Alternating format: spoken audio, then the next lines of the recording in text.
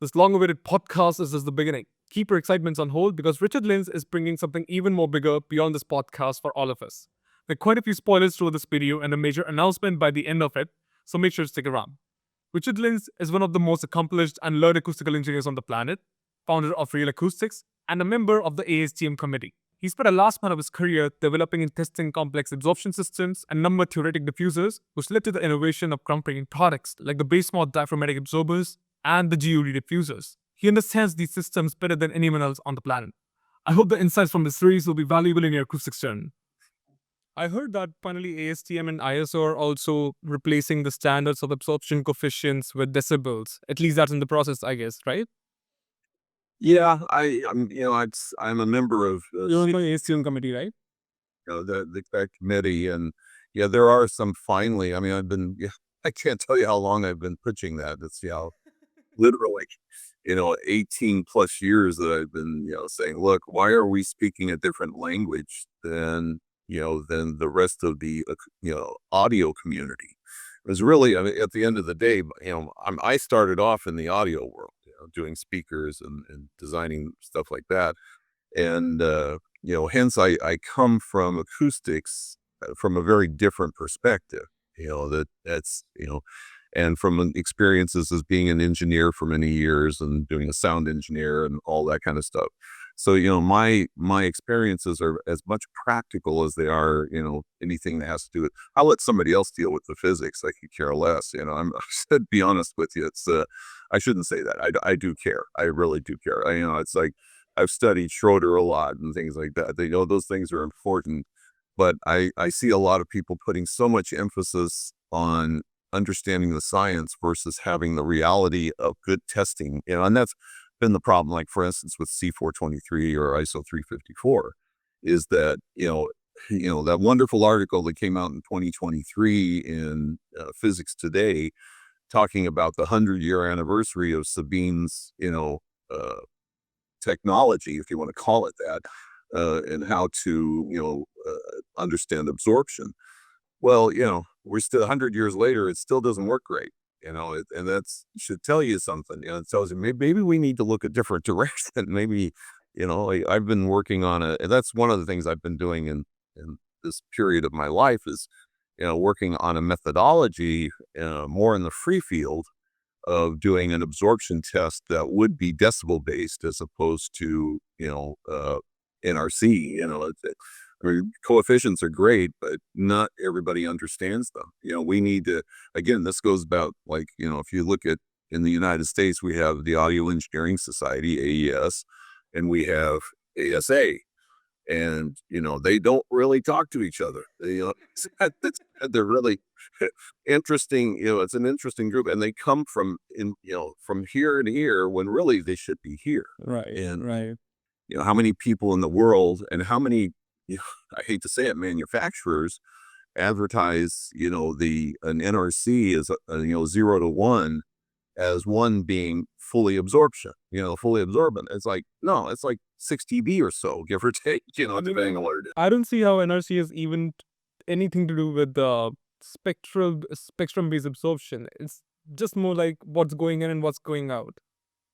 Right. So But it's not even a metric to measure absorption at all. To not in it. and I wonder sometimes, if that's just, something where somebody's trying to keep the science. And again, you got to remember, this was 100 years ago. There were so many things that weren't around. To me, it appears. Yeah, to me, it appears like it's just a marketing gimmick because they know that they can't be wrong saying that 0.921 NRC, so they can just include a metric in their product. Right. Right. It doesn't even need any testing at all. Yeah, I mean, how many guys have I seen, take a 2-inch panel and say, "Oh, mine hit a 1.2 as at 400 hertz." It's like, whoopee. That's what doesn't really tell you anything, and it's and it doesn't mean. That's a great marketing gimmick. Yeah, exactly. And then, they'll go to different labs that happen to test a little more on the high end Right. and stuff, which is a ridiculous argument, as far as I'm concerned. So, if we try to get rid of all the, the crap, excuse me, that's in in it, and try to just do something that's logical, something that makes sense to everybody. And, then I think we might have some common ground to really understand that, at the end of the day, acousticians are dealing with audio. At the end of the day, people in the sound business are dealing with audio.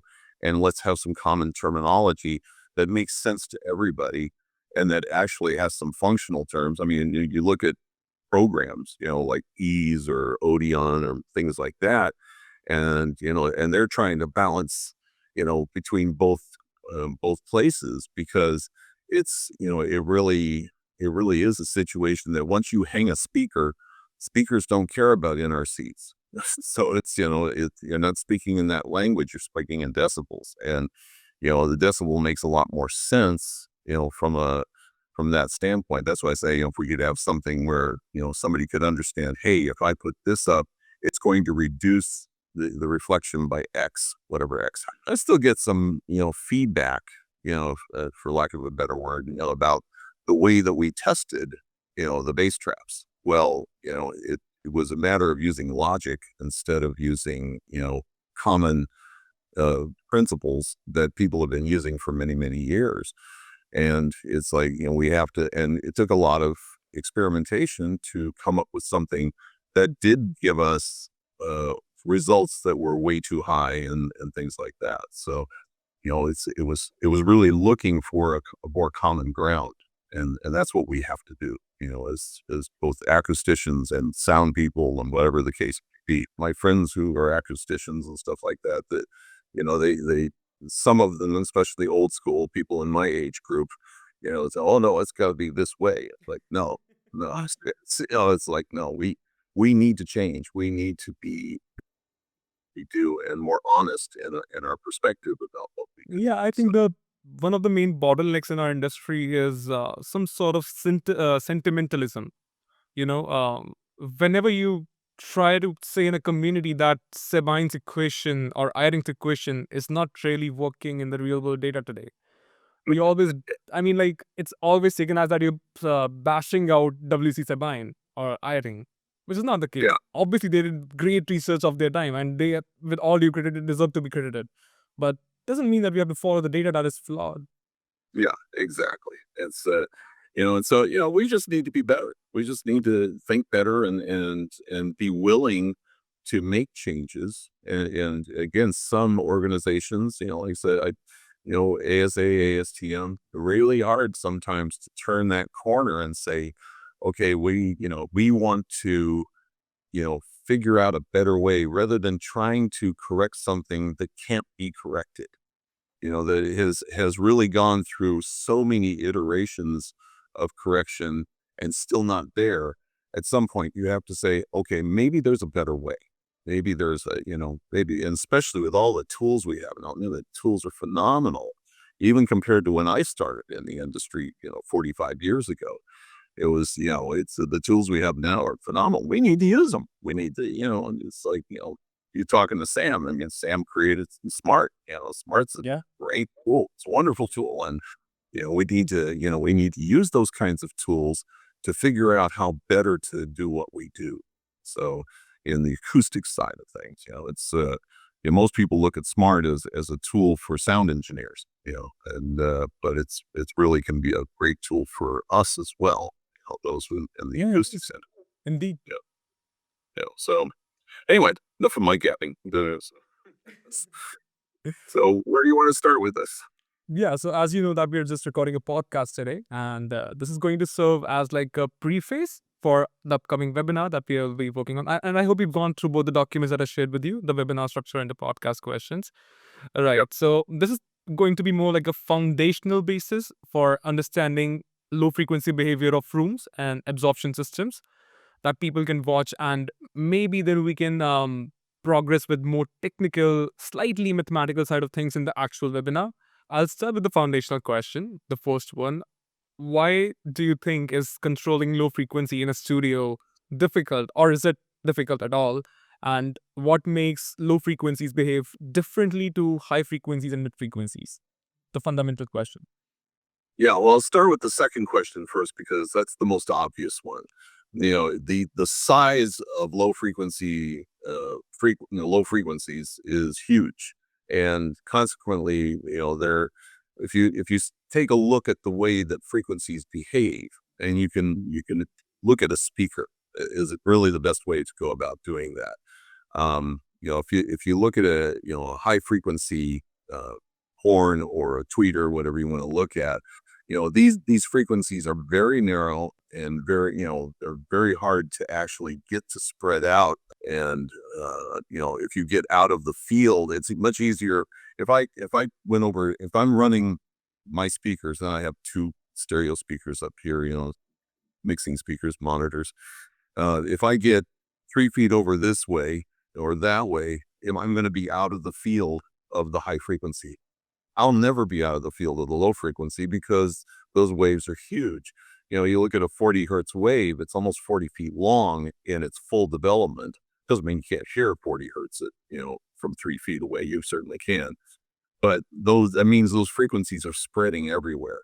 And when you get into the concept of the room, how to control the room, what you now are looking at is like, so, okay, where do I put these? If we're talking about control of bass, where do I put these bass traps that they will be most efficient and that they'll do the best job? Or in other words, in the case of an engineer sitting at a desk in a studio, how do I control it so that it's not over affecting him? But what do you do with all those other things that are going on in the room? And whether, you had talked about, whether it's axial or tangential or whatever, that happens to be, how do you take a look at that? Then you take a look also at what's happening behind the speaker. Low frequencies will wrap. I mean, literally low frequencies go even behind the speaker. Now you have a reflection on the back wall that's going to create low frequency anomalies that are really hard to control. So you have to basically just get rid of it so it's as much as possible. And that can't really be done as typically as much with unless it's a big studio and it's got enough back end to do that.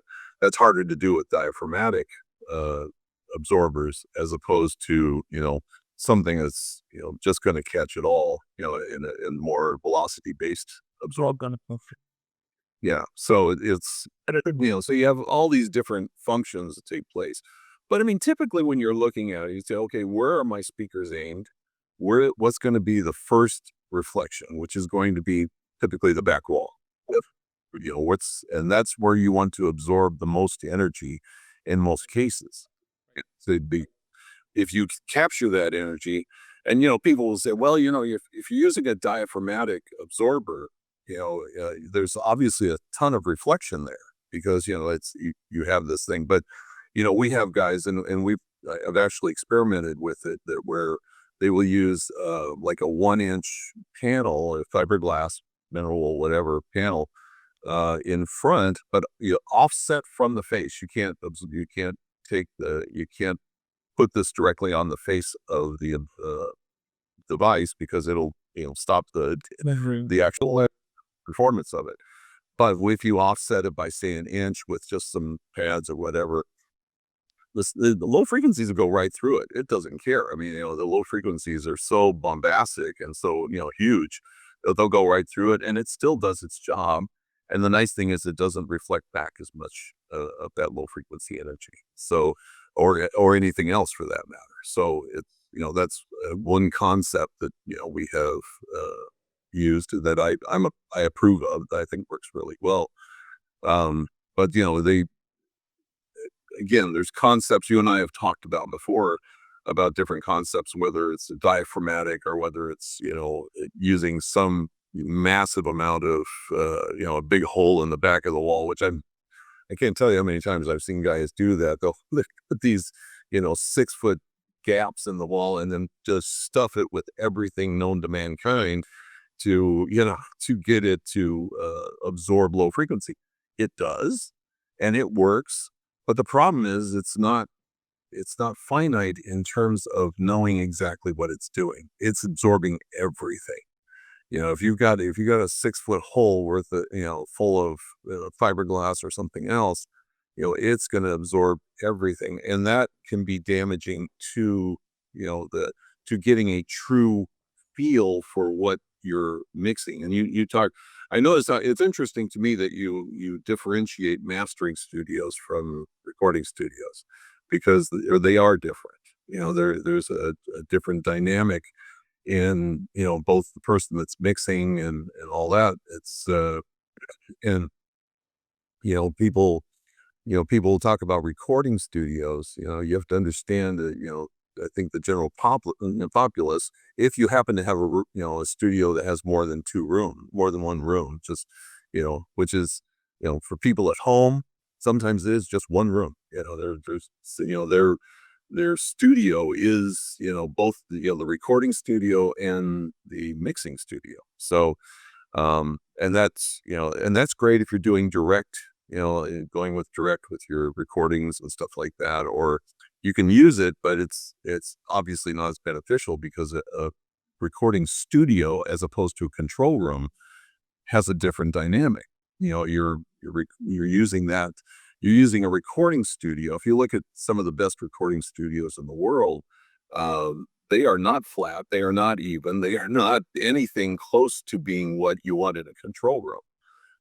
My concept, well, I always tell people in a control room shouldn't have any character of its own. Of course.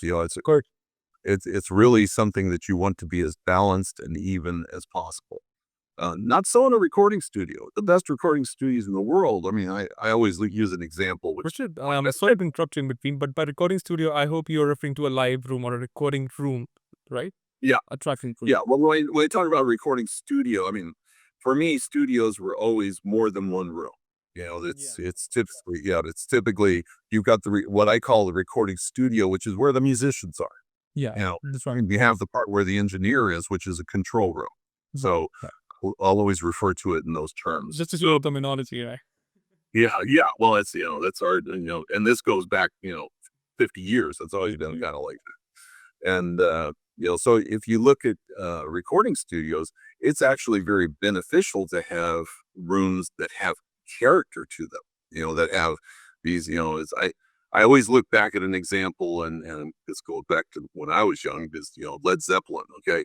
They would, John Bonham, the drummer for it, would record in a room that was literally no absorption in it whatsoever. And it was a big round dome in the room. And it gave him this huge sound, for his drums. And it was awesome. That was great.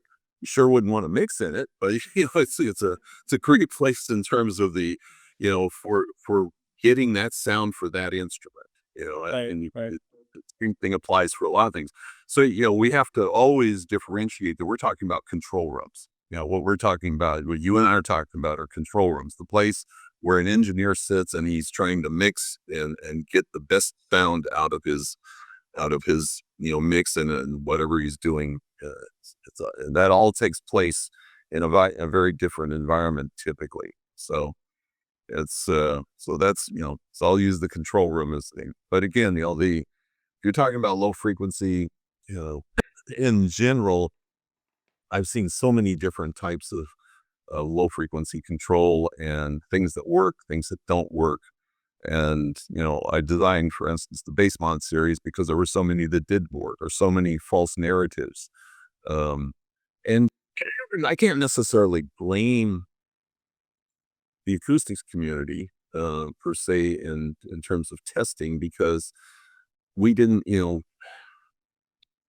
really understand that, low frequencies. I mean, we know that if you take, again, C423 or ISO 354, we know that these were designed for 125 to 4K. That's really the limit of it. And so everything is about making this diffuse environment that's 3/4 of a meter, 0.75 meters in from the walls. You can't put anything, beyond that 0.75 meters, because they're trying to create a diffuse environment. Well, a diffuse environment has nothing to do with low frequency.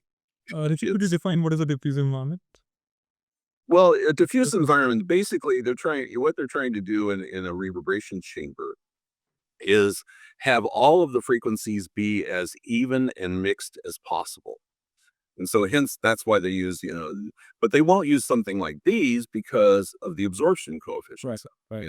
So so that we end up using, and I've designed these and made them for reverberation chambers. Typically I like pyramids because I can make pyramids that have a um, diaphragmatic sides, so they absorb low frequency, but at the same time they spread out. And as long as you place them right and you have multiple units in, and some people will use parabolics and other designs, but it's the whole idea is to make the whole room as diffuse as possible, and diffuse again being not like this not Schroeder's version of diffusion. Okay, it is in a sense, but the idea is to make in that zone where the experiments are taking place, you need to make it as even as possible in that 125 to 4K range. In terms of velocity of reflections, right? Right, right. So you're saying that, we want all the frequency ranges to be as even as possible. And I've studied the way that they do that. Actually, ISO 354 has a better methodology than C423 has. But it's still not great. And I'm more inclined to start using some of the newer tools and things to really understand how various portions of the room behave, and to make sure that it's actually doing what we say it's doing, or that it's supposed to be doing. And so that's the whole principle behind using, quote unquote diffusers, and on in that environment. But the one thing that was interesting about that, what does that have to do with bass traps? Well, it has nothing to do with bass traps, and people that, again, bless their hearts, putting a device in. All of us, no, I say all of us, many of us have gone, with C423 here in the United States, and using it for frequencies beyond 4K. For instance, all my testing that I've done over the years has been up to 10K. And the reason for that is 4K is a very limited, this all goes back again to Sabine. It all goes back to more to telephonic information. In the early days, it was all about how does your voice sound on a telephone, and so they used 125 to 4K really as the human voice range, which is all that mattered to them. Well, obviously, lots of other things matter to us now, and so we would test up to 10K. How good any individual lab is up to 10K is questionable. I don't know, but we knew, but as long as we're doing a comparative test, that's the one thing I will say NRC does. You have an empty room, you have a full room. So you're looking at the differential between, what one does and what the other does. So it's okay. But again, the computations that they use and the data that we get back is a little disingenuous because we don't really understand how that, what that means in terms of whether it be decibels or whatever you want to use, levels of performance. So getting back to your question, which was probably gone a little offside, but So it's for in terms of the frequencies, of course, low frequencies are huge, and what we're trying to do is control those low frequencies enough. And in the case of a studio, or a control room, specifically, in the case of a control room, we want that to be as even as possible.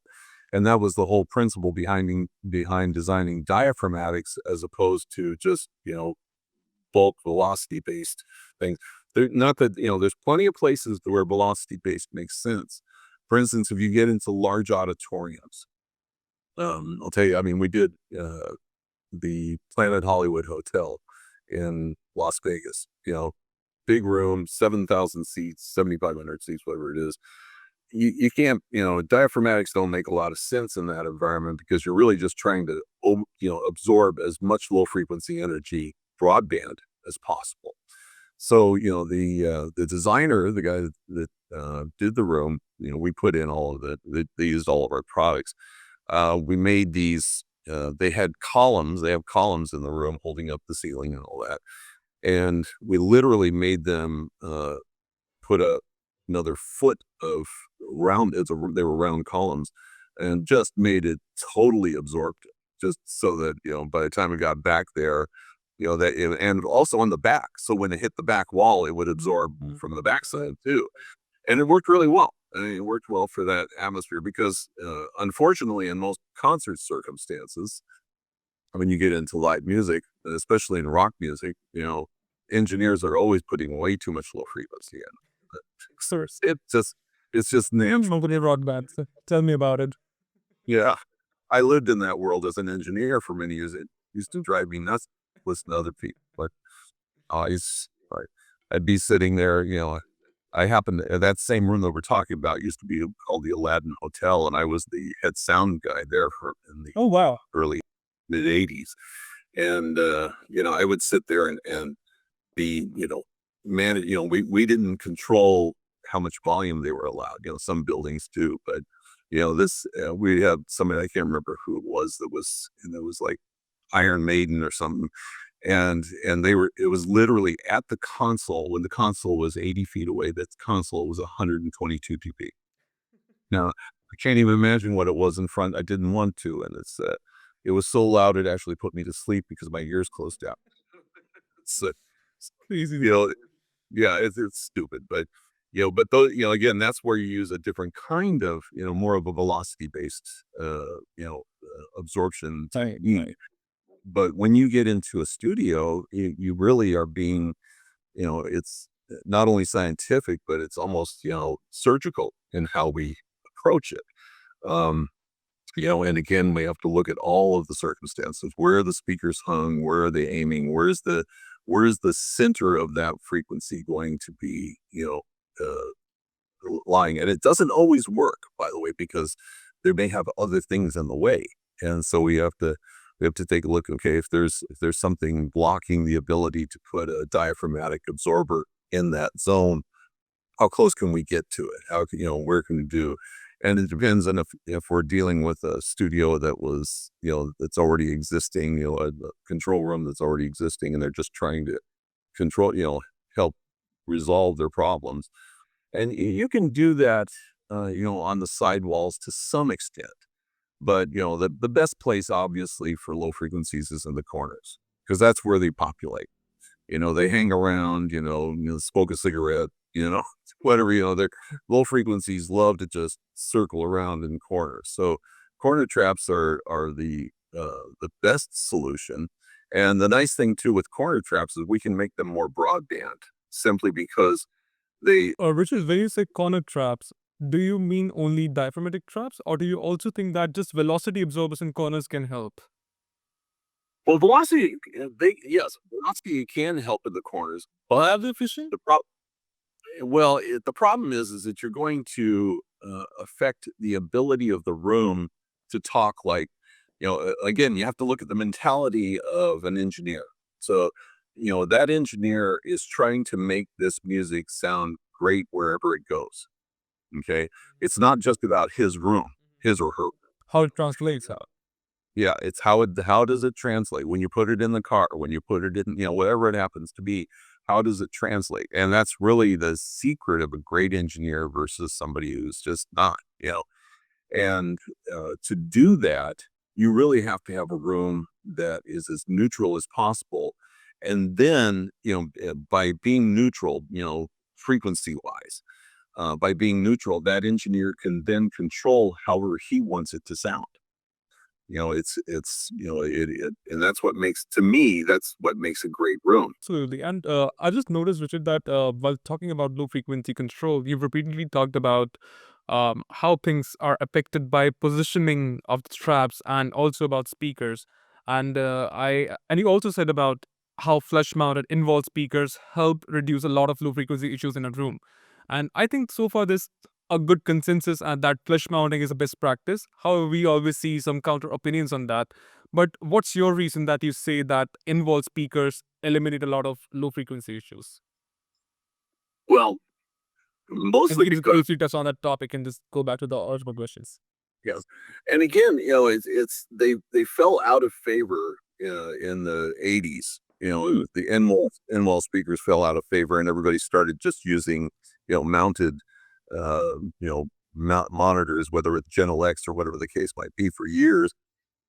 And we're starting to see in-walls coming back into fashion a little bit more.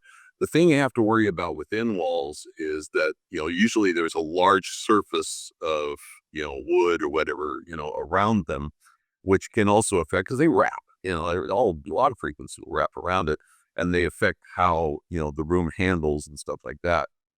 Whereas, the common thought process was that by having a speaker hang, it's more like what people are listening to in the real world. It's like mine are hung from the wall. I have, absorption behind them, but, mine are hung from the wall, but I have a small room. I'm not sitting here trying to pretend I'm a professional engineer anymore either. So there's going to be pluses and minuses, and everybody has an opinion about how that works and whether it's better one way or the other. It's that dynamic between what a speaker is doing and what the room is doing is everything, with regards to listen. So, um, and again, but I do look at, and even though low frequencies will wrap, I mean, literally low frequencies go even behind the speaker, Right. and there is a space behind. And again, one of the things that doesn't happen with end walls is that, but you now have created a large surface that's reflecting that energy. The concept has to be, how do I take all this energy? I mean, but the energy is going to be more focused originally on the back wall. You just have to look at that and say, if I can take that. Now we use a lot of splayed walls nowadays, and I know that you've talked about that as well. And splayed walls do help that issue, and because they break things up. They basically, we do a lot of that, much like what a diffuser does. It's breaking up that energy. It's allowing it to diffract with each other, and taking that energy and killing it in a real sense. But not so much with low frequencies, not as much with low frequencies as it does with mid and high frequencies. Anything above, say, 150 hertz, it becomes less of an issue, and really does help with that to make the room more even and controlled. So, but at the end of the day, you got to look at where that speaker's going, how much energy is in the room, where is that energy populating. And that's easy to tell. You, again, take a test, using test instrumentation, we can tell where the real problems in the room are, just by saying, hey, okay, when I get in the corner, you start in the corners always, and you say, okay, I'm plus 3 dB from where everything else is at 60 hertz here. So that's a problem, and how do I solve that problem? And again, like putting in a corner trap, for instance, actually acts as a splay as well. It's if you happen to have 90-degree corners, and that acts as a splay. And then so many rooms are like that, where where they really are just square rooms, and you're trying to control this environment. But if you have one with a splayed room, you may want to use it in a standard diaphragmatic bass trap. I have a presentation I did to ASA that I have up if you want to see that. It's helpful to understand, what happens in a room as well. But we could do that either in this or in there. Let's take it for the webinar. I think that will be more informative to people watching it. Then, yeah, I think so too. Even though I'm more curious to see it right now, but the scheme. But you'll get your opportunity. It's up and ready. So it's when I thought it would be of interest to you. So because we also show some of the Egan modes and stuff like that. Oh. And it's really it's beneficial to say, okay, now you understand why we tested where we test. Now you understand what happens in a room, things like that. So Right. it's but there's there again, and I'm probably over talking this, but it's it really is a situation of understanding where you're having your problems, and then what the tool is that you need to have to take care of those problems. That's where I go. That's pretty interesting. Yeah. So just to wrap up the question I asked, like if you could just list down your top 3 reasons why would you recommend flushing speakers involved, if done in a proper way, like the speakers had decoupled and it's hard flush, properly controlled, modal activities under check. So what are the top 3 reasons why you would recommend flushing speakers with walls? in layman terms? Well, that's assuming that I do recommend them. Oh, you don't? I thought you do. Yeah. Well, I'm not sure. Yeah, I'm not really biased one way or the other, to be honest with you. I think we have to look at that as an engineer's preferences. You know, the concept of what we do. What again. A long time ago, I used to design studios and build studios, and when I was asked, I would say I like this way or I like it that way.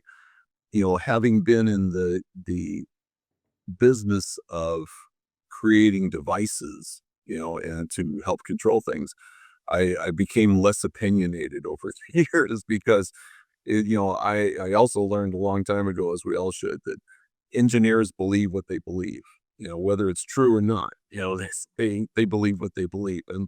And we can't, we're not here to change their minds. We're not here to change their preferences. We're here to say, okay, if that's your preference, then we need to do this to control the room.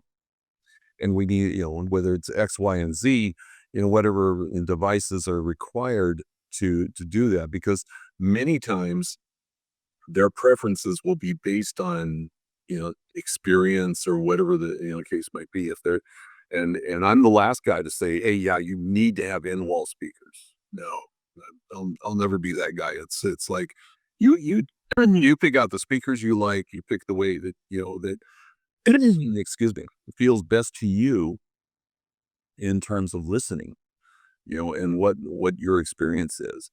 And then we go and we say, okay, this is that. Now, you're an acoustician. You're saying, okay, if you're hired to design a studio, you have your preferences as to how it went, and that's fine. There's nothing wrong with that.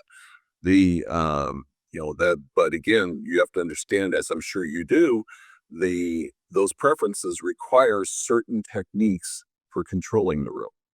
Sure. And yeah, and so that's yeah, again, I'm you know I'm the United Nations when it comes to that. It's like I'm trying to, but yeah, so it's really just a matter of saying, okay, that's if I prefers in mounted speakers, then he's going to design that studio that way with the experience that he has, how to control the rest of the room. You know, if you're in doing hanging speakers or anything else, a lot of times we'll see mastering studios have, just two speakers on the floor and, doing it that way, which is, from a studio standpoint is really weird. Obviously you wouldn't do that typically in a studio, but, that's their environment. We can't control what somebody's preferences are or what they have gotten used to over, decades in some cases, of how they mix. And if they're professional and it's been successful for them, they're not going to change, and they shouldn't, because then it's just a matter of us saying, okay, these are the tools we need to control the rest of the room because of your preference. That's actually fair. And, that's also one thing that I'm deeply criticized for because I'm Yeah. very strict with what I can do. And and I'm trying to work on it, but part of the reason becomes everybody has limited exposure. So am I. I don't know, 10 years later, I'll change my approach because I only know limited amount of things. So do the engineers that we work with. So part of the reason is like just experience it once and then tell me what you think. But the other part of the reason is because I have a fear of maintaining a reputation. I always feel like if I don't optimize for translation and maybe just make this engineer happy once following what he wants me to do, but maybe 2 years down the line, he'll find that it wasn't good enough. And that is Yeah. kind of overthinking on my end, I know, and that's what I'm working on. But yeah, that's really fair what you said, that we have to be we are not here to change their minds. We are here to help them out of it.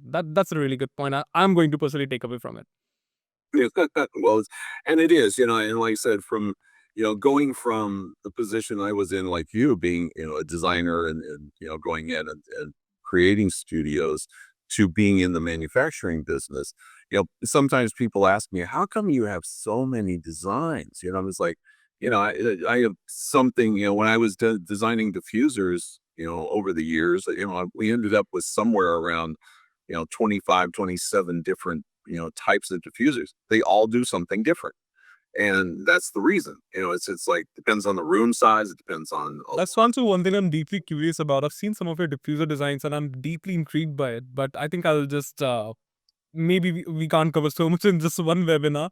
yeah, but and I use that as an example. But it's the same thing with bass traps. It's like Oh, you can't make one bass trap. I mean, that's what the industry has typically done. Is these companies would go, okay, we've got this bass trap and it does X. And it'll solve all your problems. No, there's no such thing. It doesn't, because not all rooms are the same. And that's why, when I started, 5 years ago, 6 years ago, whatever, you know, to do bass traps, it's like I've got to make, I don't know, 10 different models, in order to address everybody's problems, because not everybody has, 90-degree corners. Not everybody has flat walls. Not every, all these different things. And not everybody has the same frequency problems, and that's one of the things that was really specific, which nobody had ever done. And it was like, hey, this, you've got a problem between, 50 and 70. Here's your device. That's what I wanted to be able to do. And that's the difference between being in your position, as a designer, as opposed to mine. It's like, my job is to give you all the tools that I can possibly give you to make your job easier, to make it more efficient. And that's, yeah.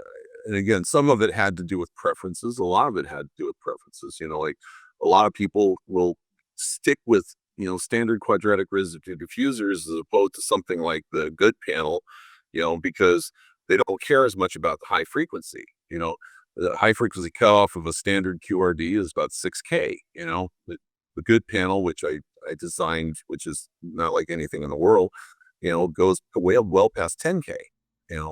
But it's a very different looking device, and it works phenomenally. And it's the most efficient diffuser in the world. But yeah, that's just one of the things that was, again, these are my interests. These are my toys. This is what I love doing that stuff. I love making things that are out of the box, that people don't, never even realize they could have, much less, come up with something that, does something unique and solves a problem. If you look behind me, you'll see a diffuser, quadratic residue diffuser, Schroeder, straight ahead. Okay, one thing that Schroeder never really talked about, and I don't know that he ever was looking for it, was it's actually a pretty good bass device, a bass absorption device. It's also one of the reasons why, it's a standard QRD like that cannot be built much beyond 12 inches thick. Because if you go beyond 12 inches thick, it becomes much more of an absorber than it does a diffuser, because there's so much diffraction taking place in those cells that, by the time it gets out, there's not much energy left.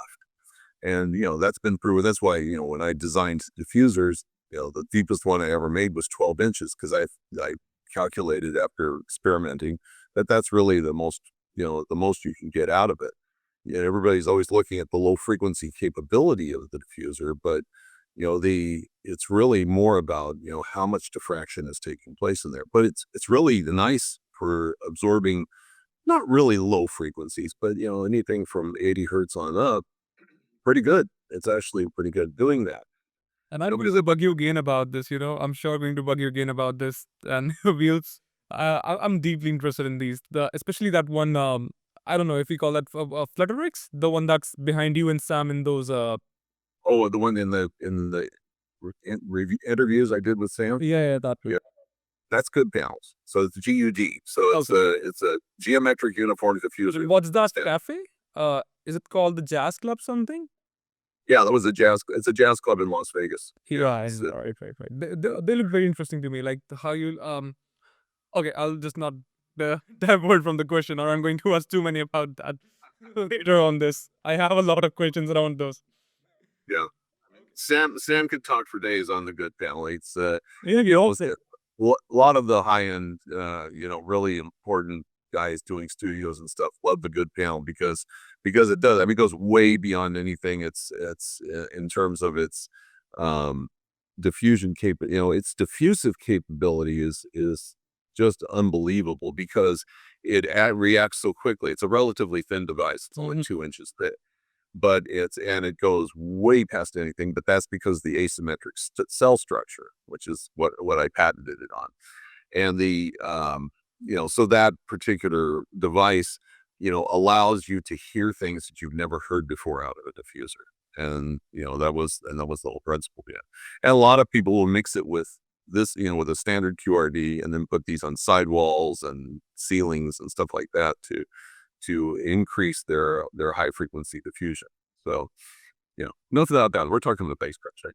Yeah, right. But Yeah, so diffusion is also something that, I'm very curious as a person about, even as a designer, um, like I said, I'm very critical with my designs, but with diffusers, I become overcritical, when so I don't know. I'm going to ask a lot of questions about your diffusers with you later on. I'll share what I do and I'll ask what I'm doing wrong and what I'm doing right. But yeah, that's a very interesting topic for me. Going back to it, again, I think we've left the question unanswered. But you mentioned that you're not very preferential about flush-mounted speakers or freestanding speakers. But if you were given a choice, if an engineer comes to you, um, and he's open to freestanding or flush-mounted, either way, he has the resources to do anything. The space is compliant enough. What would you prefer? Would it be flush mounted or would it be near field? And whatever you prefer, give me just top 3 reasons for why would you do so in layman. well, yeah, and a lot of it's going to depend on the size of the studio as well. But Assuming it's not a limitation. yeah, I think freestanding is my preference. To be Oh, honest with okay. you. And why is that? Like top 3 reasons. Yeah, and again, a part of that's going to be based on my years of experience. I mean, the first studios I ever stepped into was 50 some odd years ago. So, I'm 72 years old. So it's I was a musician. I was a bass player and working in studios and that's the way back in the 70s and into the 80s.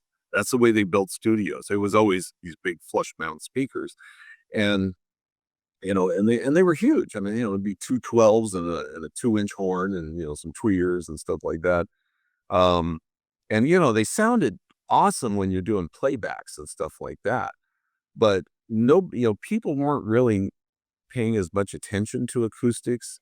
And you had some people that some guys out there that were supposedly studio designers and acousticians that were just putting out these ridiculous rooms. I mean, just crazy rooms that made no sense. And I'll refraining from using any names, but you look at these things and go, okay, that makes no sense. This room makes no sense whatsoever. And even people, it's like Chips Davis is a friend of mine, and Chips, has been designing studios, for literally 60 to 70 years, about 60 some odd years, because he's 80 years old. And you talk to Chips, and Chips is a great guy because This point he'll tell you, clarifying, Chips Davis is not related to Don Davis from SynodCon, is he? no, Okay. no relationship to Don. Yeah. So, but Chips has been designing studios longer than most people around, and he's done some big, great studios. I mean, he just did a studio for the PGA, for Professional Golf Association in Texas. Huge studio. We did a bunch of projects for it. Yeah. And so he's a real pro. I mean, and he had his own studio. We both grew up in Las Vegas. I never knew him. And I played in his studio, but he was never there when it did. I didn't get to know him until 15 years ago. But the Chips will tell you that the studios that he designed back in the 70s, if he looks at them now, I've learned a lot since then. There's a lot of things that he would have done differently, but we were in the really the beginnings of acoustics in that period of time. 70s and 80s. It was like acoustics wasn't really a thing. It was how's the studio look, and you just built a big box and with in-mount speakers and all that. And it just had to be loud and proud. And I look at the way. I mean, if you look at like if you ever were in the Beatles, but they put out a video a couple of years ago, a year and a half ago, about Beatles recording, I think in 68 or something like that. And you look at how archaic those were back then. I mean, a studio was just a square room, and their idea of acoustics were some perforated, Some mineral wool panels on the wall. That was it. But listen to the recordings from those days. It's like you can't tell me it has to do with the studio. It had, there was an engineer that knew his studio, knew what it sounded like, and knew what he was when he mixed something, what it was going to sound like when it went out, and had one of the greatest engineers of all time. They did, but so it's like it's all about all of those things. There's not just one function. It's like nothing makes a perfect studio if you have a lousy engineer. But a lousy engineer can make a lousy studio. I mean, a great engineer can make a lousy studio work. So it's in somewhere in between there's reality. It's so it's just it's interesting. And again, I have a perspective of a long time being around this business, and it's and I appreciate the where we have come and how we now can design things based on science and based on experience that we know we're going to have a. At this point, the session recording stopped 2 hours right front full. A bit of a bummer and quite embarrassing for me. But nothing to worry about because all that Richard Lenz talked about, specifically are the membranes, the design, the testing and the flaws, and more deeper low frequency control measures, all of this we'll be sharing in much more detail and much more technical depth with all of you for free on a live webinar. Beyond Richard's academic achievements and his amazing career highlights, he's a great person to hang around. I've been lucky to have an opportunity of interacting with him quite a few times over the past few months, planning these sessions. He gladly shared the details of how he designs his projects, and I shared with him the details of how we design our projects. And obviously there were more than a few things that the two of us do completely differently and often in opposite manners, but never for once did he express any disapproval on that. It's worth noting that he's 72 and I'm not even half his age, less than a fraction of his professional experience, and he could outright say that he knows better and I would never even question. But he's rather the kind of person who would make you feel important, treat you as his equal even if you're way younger and way more naive. I could literally go on and on about his honest and composed nature and that would still not be enough. But honestly, he's one of those people that everyone should get a chance to interact with at least once. I find myself extremely lucky for having more than that, and you have your chance coming right now. The webinar we're hosting is just like always completely free, without any marketing or sales agenda. Again, just like always. The dates aren't set yet, but it's going to be sometime in early March. So keep an eye out on our Instagram, link in the description below. See you.